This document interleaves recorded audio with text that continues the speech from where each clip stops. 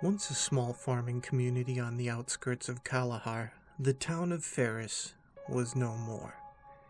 Thorny vines had spread like unrelenting tendrils, devastating everything, eviscerating the buildings and the land that it had appeared in. No one was left but a few souls who had managed to stay safe during the calamity.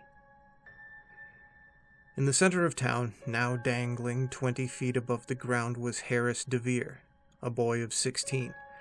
He had found what he believed to be a miracle food. He'd been told by the traveler that sold it to him that it would make the ground extremely fertile and increase the town's crop production. When he began presenting it to the denizens of Ferris is when it happened. The seed had bored into his hand and grown rapidly. His gurgling screeches and screams would surely remain in the memories of anyone who had survived the incident. His body was now entwined with the thorns and the vines, his lower jaw connected to the rest of his head by dark vines that acted as tendons, his tongue lolling out to one side. Beautiful white roses had bloomed where his eyes once were. Dried blood streaked his face, which was in a permanent state of pain and sorrow and fear.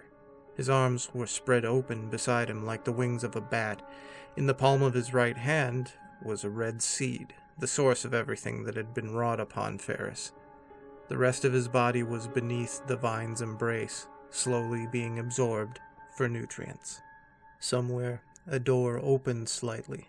A woman named Jane Fideo peered out, pale and afraid. She shook, but did not stop scanning the area. She saw the thorns wrapped around everything, saw people that she knew laying in the streets, torn to shreds and covered in blood and thorns. Mary Beth from the next market, Daniel Hall, the butcher, Kate Veers and her 6-year-old son Carson. Many others. They were all dead.